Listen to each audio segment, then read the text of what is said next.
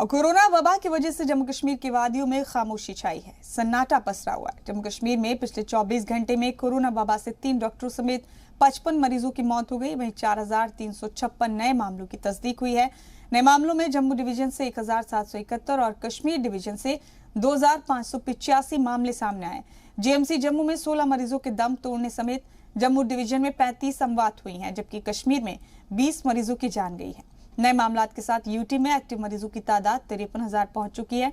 दूसरी तरफ इंतजामिया ने सभी कंटेनमेंट जोन्स में सख्ती की हुई है।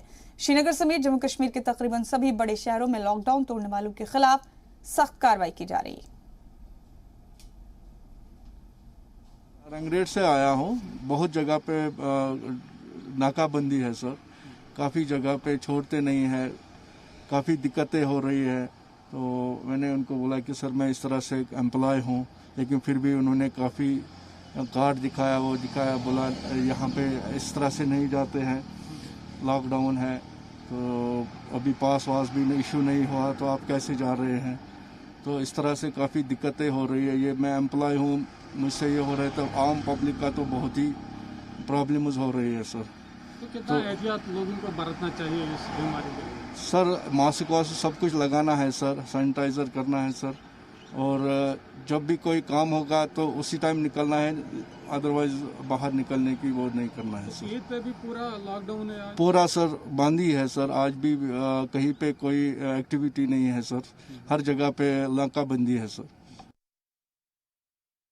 ये कोरोना कर्फ्यू का टाइम है, इसका मतलब है कि हमें एडवाइस है कि हम घर पे रहें, और जो लोगों को परमिशन जाने का है बाहर या जिनको जरूरत है बाहर जाने की, वही अपने घर से बाहर निकलें।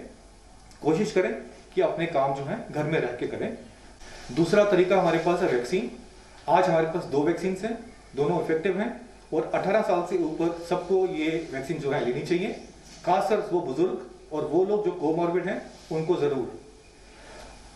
इनको फॉलो करते भी अगर किसी को कोविड के लक्षण आते हैं तो हमारी एडवाइस है कि वो अपनी टेस्टिंग करवाएं और उसको डिले मत करें।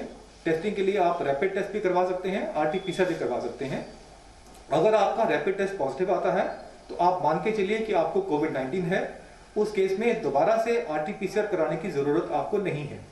अगर आपको सिम्टम्स हैं लेकिन रैपिड टेस्ट नेगेटिव आता है, उस केस में आप आरटी-पीसीआर करवा सकते हैं।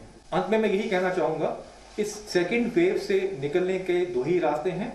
फॉलो कोविड एप्रोप्रिएट बिहेवियर्स, अपने आप को वैक्सीनेट कीजिए ताकि हम एक 3rd वेव की तरफ ना जा पाए और इस कोरोना को यहीं पे खत्म करें।